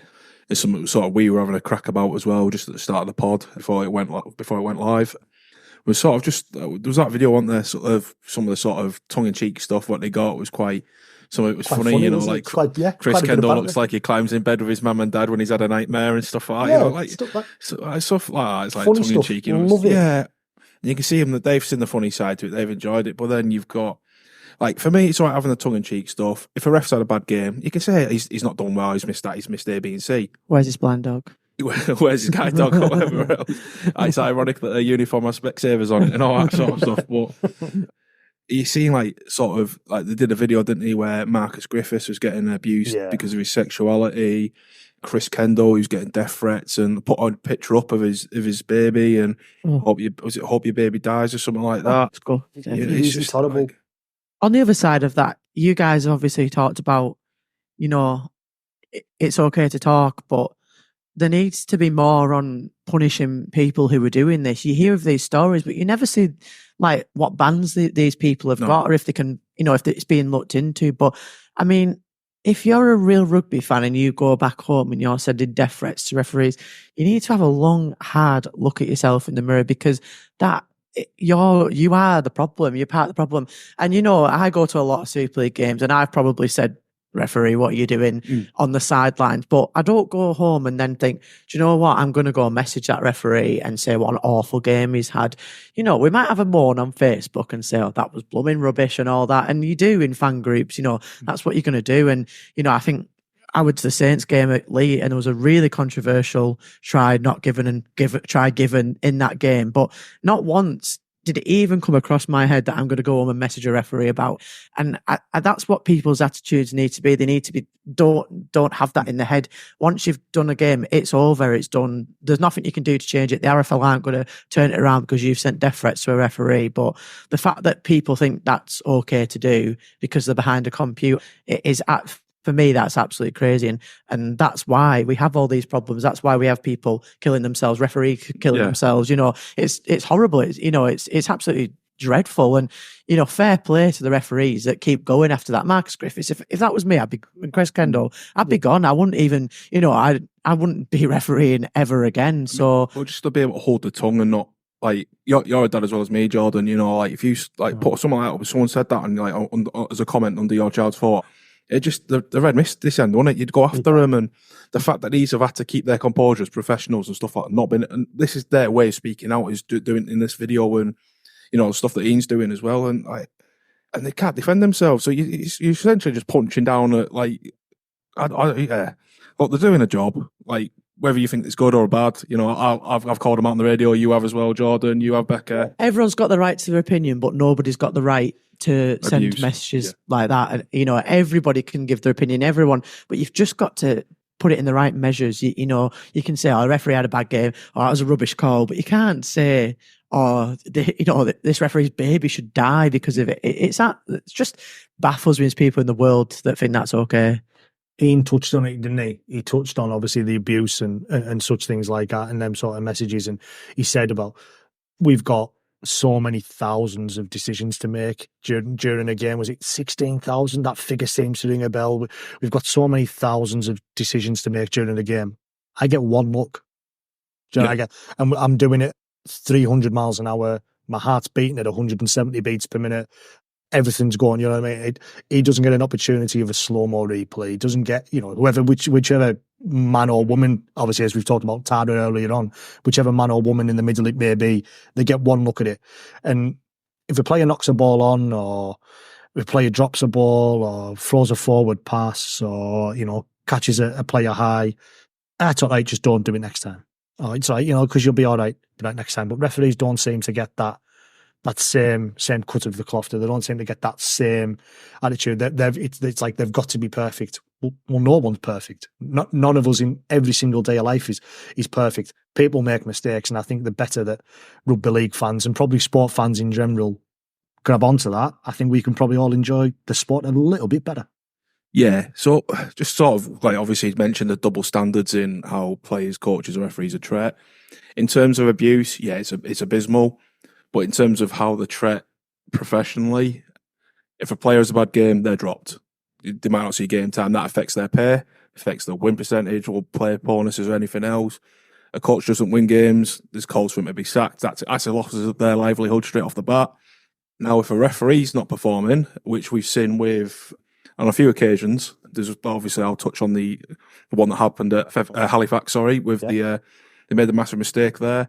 Now, not one word got said by the RFL. And in-house, I believe there might have been an apology from the RFL, but there was nothing publicly said. I don't want them hanging the referee out to dry. I don't name the referee, just say, look, a mistake was happened here, and this is what it is.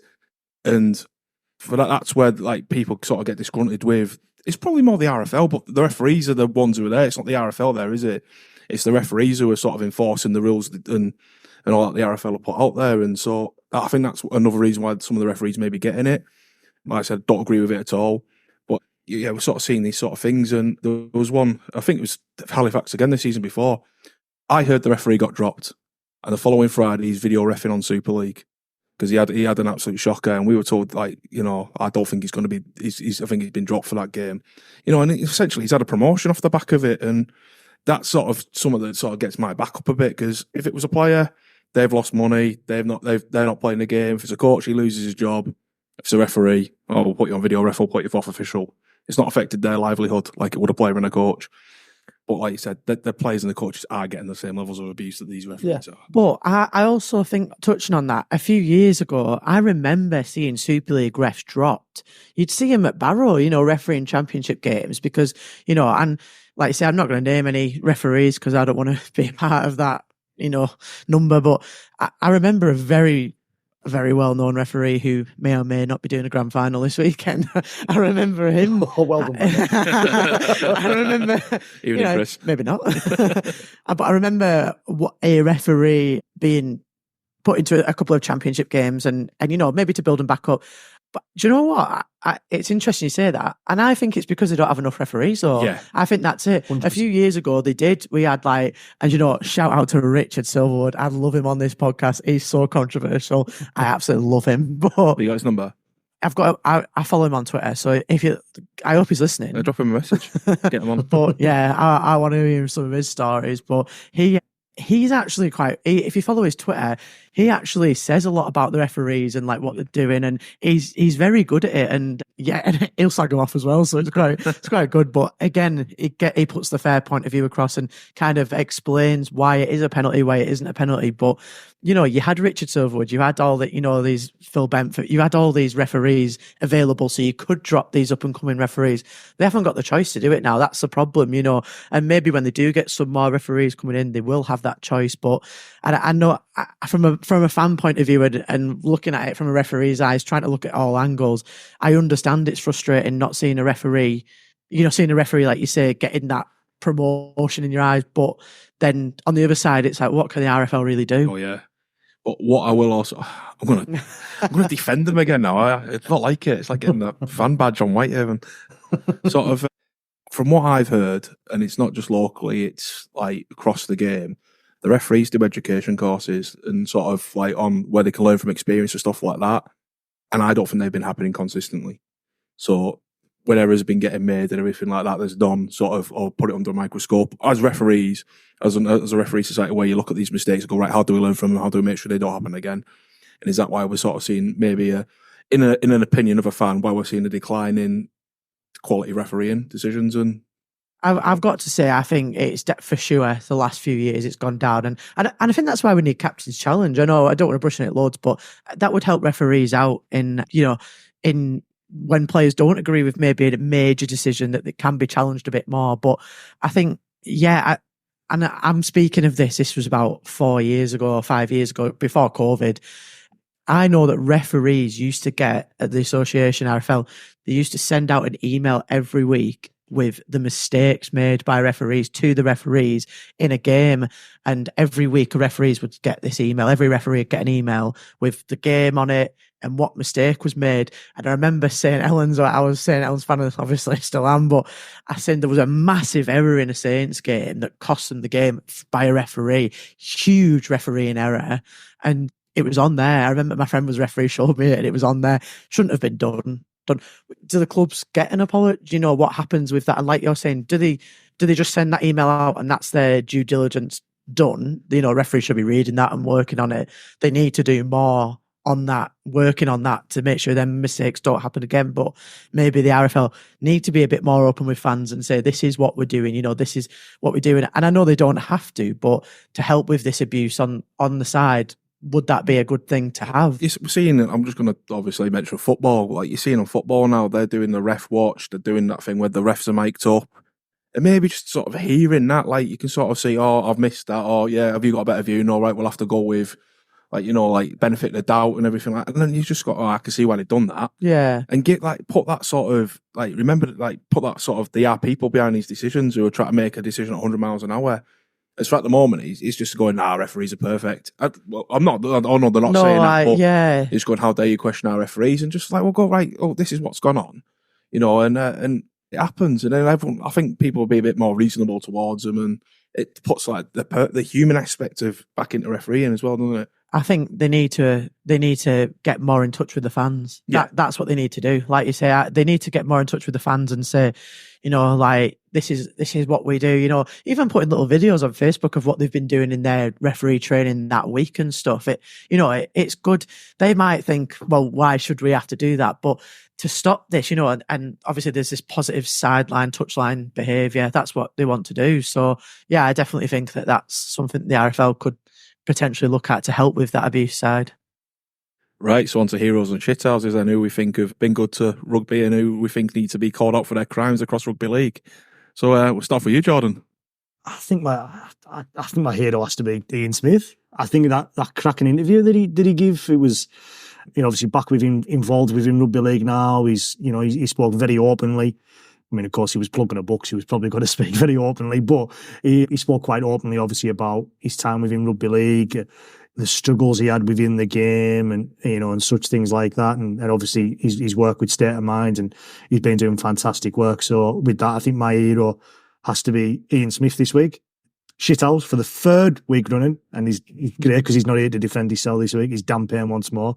Deep out for his dirty cult as this week. So yeah, my shithouse has to be done again. He might not get it next week if he actually turns up, but we'll have to wait and see. He's a dick. Give him it again. Damn the dick. Enjoy your cult. And so I'm having a meeting because they all know how good I am and how successful I am. And I can say again, Gas and Lecky, shut up, Dan. Yeah. It's Gas and Lecky shit. They've just got like a little hamster running around on a wheel. It's power and half a warning. It's a big con. I was like, he defend himself. They let to con old people out of gas and lecky and all that sort of stuff and out the money and that. Let's not get us sued. Let's stop there. It's not the company, it's just Dan himself. Just Dan. Oh, that's all right then. That's all right. What he does, he goes around and unplugs the electrics and everything like that. He goes around turning your lights off at 11 o'clock. He's just got to read the fine print. Dan's outside of a universal remote turning tellies off and that. Sorry, Dan. Jordan started that one off. Yeah, that was me. So, Becca. This is my first one. I know. You think you could be bothered staying for? Yeah, I know. I normally bomb you all off by now. I'm like, sorry, I gotta go. Then just go and watch telly for 3 hours. I'm joking. High five for work. I know what it is. Right, well, my hero is actually quite a niche one, and I want tears when I say this. My hero goes to Jordan. Oh. Because I really enjoyed the interview that he did for Whitehaven's page with Anthony Murray. I thought it was absolutely brilliant. I think it's one of the most professional interviews I've seen in any rugby league page, social media. And I'm not just saying that because you're here, but I genuinely think it was absolutely brilliant. The way it was done, the way he did it, professional. As you say, you've got a volunteer down there at Whitehaven helping you, but no, it was absolutely brilliant. I really enjoyed it. It's probably one of the only interviews that I've watched with an opposing team to the teams I don't really regularly watch. So yeah, I thought it was absolutely brilliant. And like we say, we give the heroes, people doing stuff for rugby league, and I think that was a great contribution, a bit of a breakout for Whitehaven. Oh, that's lovely. Did you get a fan badge for it as well? Did you get a fan badge? No. Jordan's sending me a tenner later. It's up there, don't next week. You'll have to wait until next pod. And then my shithouse is not going to be local, but it's got to be a shithouse of the week. Joe Burgess not scoring a try against Warrington, openly saying on TV, yes, and then pretending he's Pinocchio. Ooh. That is one of the funniest non-swearing interviews I've seen in years, and it was brilliant. And after it, he said, yeah, I think I did. It brushed the ground. Not sure if it was off the try line, but it did brush the ground. But yeah, do you know what? Comedic gold like that is brilliant. It gets people watching it. It's funny. But yeah, it's got to be a shithouse for that. You can't go on live telly saying that you didn't get, pretend, mimicking a team that, coach is devastated after they've lost a game and he's taking the mick out of the team. It's quite funny. But yeah, he's got to get, if he's listening, Joe Birch, very niche if he is, but hiya. You're a shithouse.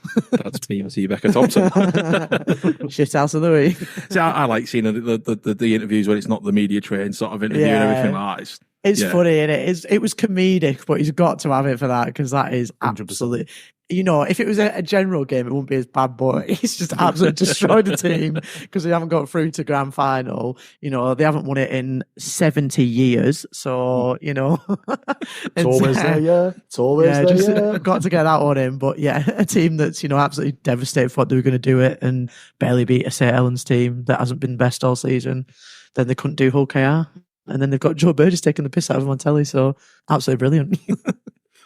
So I'll go on to my hero as a newly sort of loyal Whitehaven fan account on Facebook.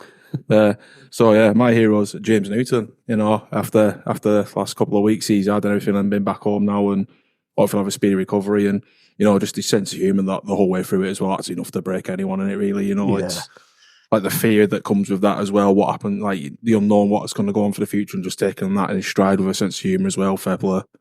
Yeah. And now on to my shit out. Oh, sorry, go on. I'll let you. No, I was just going to say because you didn't want to give him any. You didn't want to give him any credit at all, did you? I give him. I give him last week. I give him last week. My mate Ian did an interview with me. I'll look after one of your own, Jordan. Well, you're being top fan now. Oh no, it's left a right sort of taste in my mouth. I have to burn my computer and get a new Facebook account. And shithouse of the week. BBC's Becca Thompson for the Lacquer Trophy. What a shithouse. Who gives him at least like when Penny slags him off, he still gives him a trophy. Yeah. You're just going to give him fuck I off. don't slag him off, that's why. I don't have to give him trophies. He's had to make up for it. Oh, you've got BBC Player of the Year, oh yeah. Have I? Yeah. You wouldn't know it. You wouldn't know it. Do you want to just stand there with fake trophy? Whose trophy was it? Who did you have? Don't even know. I don't even see that trophy given out on the night, so I don't even. My brother just got it out the back. You have to drop a message. Whose trophy did you actually have? We'll give them. No, my apologies for that. I will get you it, Vanessa, but yeah, I don't know when. It depends on the delivery. We'll have to see if it ever gets delivered. But to be fair, you know, should give Dan all credit for it. So yeah, you're not shove your getting trophy up your ass. Yeah, I'm going to send it back. Oh, I think we've covered everything, haven't we? Before we get more trouble. Probably. I should hope not. We've been here for ages, so I hope we've covered everything. I know. I said we'll do this a short one tonight because we got the interview with Ian Smith and that, and then Becca turned up. No, this is why we get rid of you halfway through. Yeah, I know. It goes so quick when I go, doesn't it? When I stay alone. It's easy because Dan's here for age. We are here equally as late, but we have to cut half the stuff Dan says. So it makes it a bit easy. You're going to have to try and cut half the stuff I've said, even though it's absolutely brilliant. I'm keeping it. Well, at least we're not going to have to get in the WhatsApp group afterwards this week and start sending each other voice notes to cover for Dan. I know. They had me in stitches. Honestly, we only put 3 or 4 of them in, didn't we? But some of them, I was sat there barely laughing. I was like, oh. Yeah. Some we might just have to keep in the bank for next episode. Oh, yeah. Definitely will. GW ones, yeah. He'll put his foot in it again sometime. And, he will do. Might not even, like, one time we'll just do one, we're just going, you know what, I'm not even going to edit it, Dan. We'll see what happens to him. Just see how white he goes. If we didn't edit last week's podcast, we would have been in major trouble. Let's just put it. He would have been. He would have been in a lot of trouble. Let's just put it that way. So, well, the thing is, right, one thing I do like is we did the Max Clark thing, didn't we? Oh. Right. And he actually said nothing. We kept the full comms what he said. And we just wanted to drop Dan in it. He literally didn't even say anything. And I was listening to it on my way home and I was like, oh my God, why has he put that in there? But yeah, so if Max is listening to this one, I saw his cheeky like on the last one. So he's out and about, isn't he? But yeah, if you're listening, Max, you know, I did that one and there was nothing actually bad ever said against you, but just like winding Dan up. That was me being salty with Dan for making me edit till 2 o'clock in the morning with. I said I normally could put this together on 3 or 4 parts. Yeah. And we're like obviously clipping interviews and stuff like that. And yeah, I think it was like was it 11 or 12 parts I showed you in the end? Parts, yeah, 11 or 12 parts because Dan. Oh, for God's sake. So yeah, I thought, you know what? If I'm having to do this hard work anyway, I'm going to put these clips in where it does him dirty. To be fair, mate, the way we're going, it's going to be 2 o'clock before you even get home. So should we wrap up? Yeah, we'll knock it off. Cheers. Thank you to Ian as well for coming on and speaking to you, Jordan, and Muzzer for putting up with you 3 times for your special Sky Sports interview. Yeah. Right, thank you both. Bye. Cheers. Bye.